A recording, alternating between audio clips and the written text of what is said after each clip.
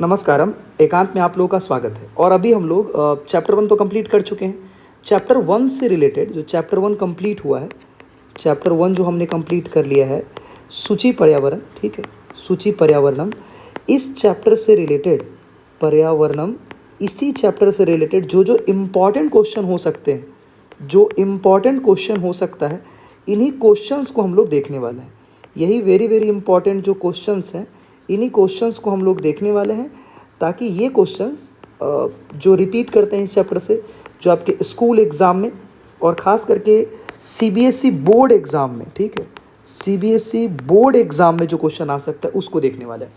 अच्छा, आप ये जानते हैं और हमने खूब प्रैक्टिस भी किया है क्या, कि चैप्टर से जो क्वेश्चन पूछा जाएगा उसमें श्लोक या पैसेज दिया रहेगा, ठीक है, और इसी से रिलेटेड क्वेश्चन 1, 2, 3 जो भी क्वेश्चन है, इस पैसेज को पढ़ के आंसर करना रहेगा। ये हम लोग जान चुके हैं।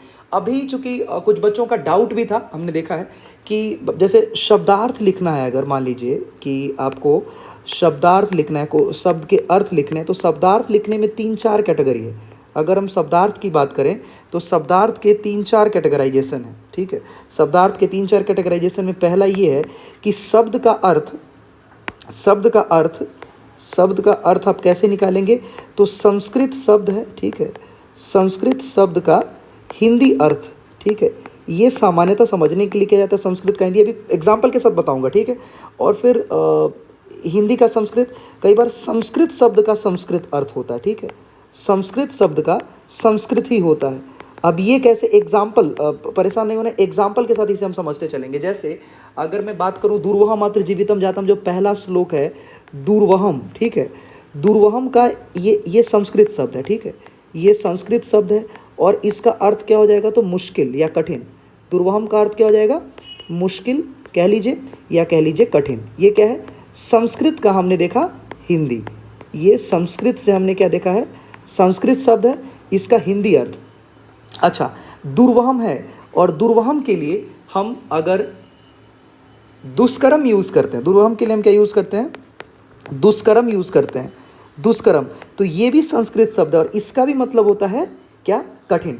मतलब कि संस्कृत शब्द और संस्कृत का हिंदी अर्थ या संस्कृत का संस्कृत अर्थ, ये दो चीज़ें आपको ध्यान रखनी। जैसे पर्यायवाची अगर आप करेंगे तो पर्यायवाची में भी यही ना होता है, संस्कृत शब्द का संस्कृत अर्थ निकालना है और पर्यायवाची से भी क्वेश्चन पूछा है। जैसे अभी मैंने बताया, अभी हम लोग देखिए पहला शब्द जो था हमारा वो है दुर्वहम, ठीक है, वो शब्द है दुर्वहम, ठीक है, ये संस्कृत शब्द है।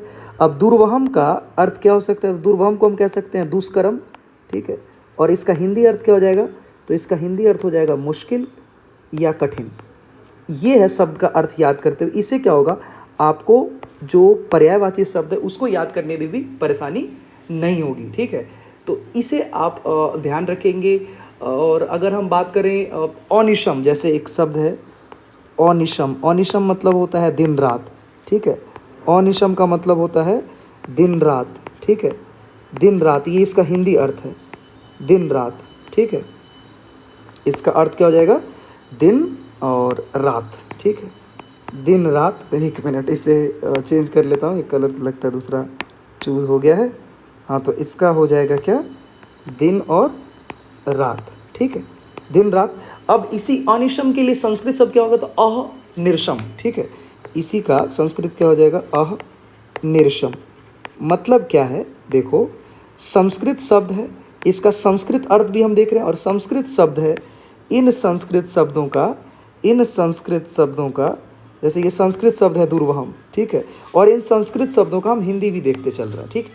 अब अगर हम बात करें बहुत इंपॉर्टेंट क्वेश्चन जो आपके एग्जाम में सीधे सीधे आ सकता है, वो है पर्यायवाची और विलोम शब्द, ठीक है।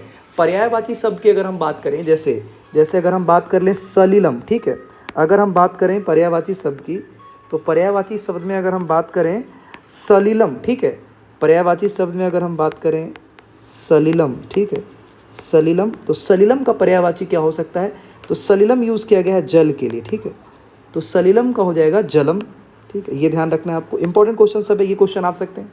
फिर अगर हम बात करें आम्रम के लिए क्या यूज़ किया गया है, तो आम्रम यूज़ किया गया है रसालम के लिए, आम्रम यूज़ किया गया किसके लिए, रसालम, ठीक है। आम्रम का पर्यायवाची क्या, ये संस्कृत का संस्कृत ही है और ये पर्यायवाची भी है, ठीक है।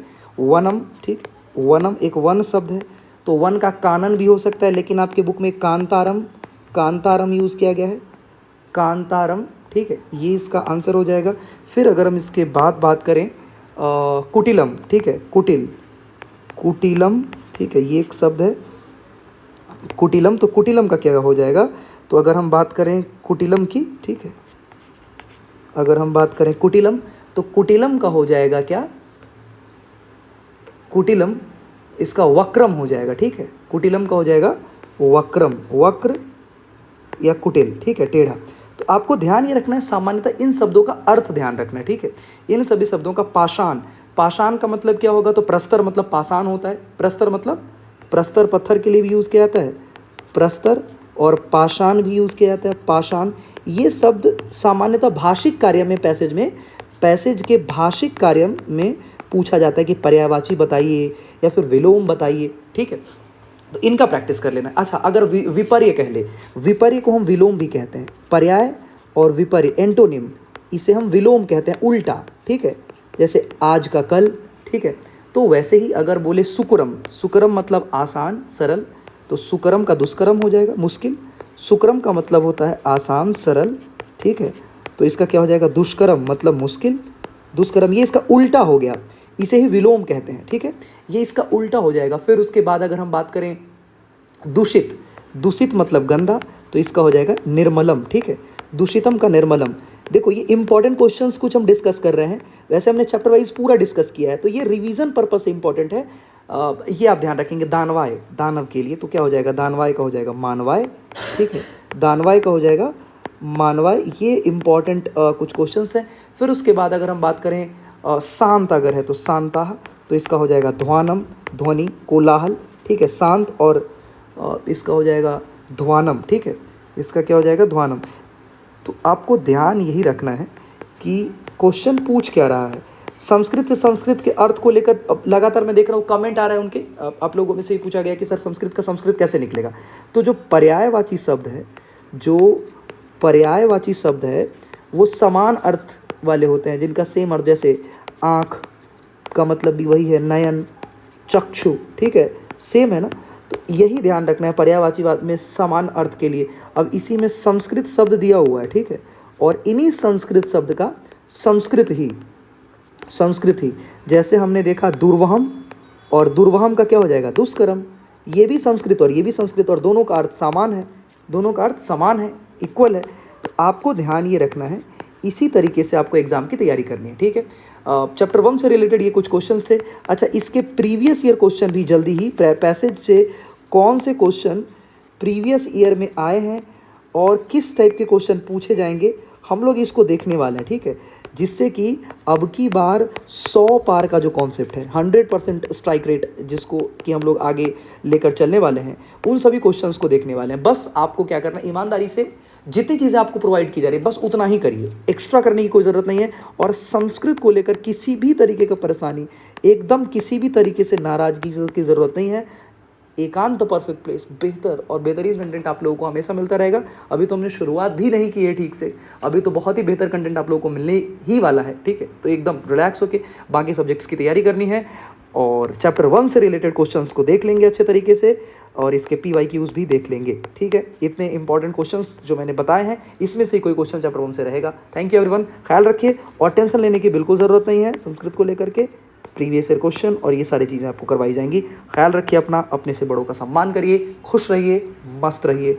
मिलते हैं अगले वीडियो में। Thank you everyone.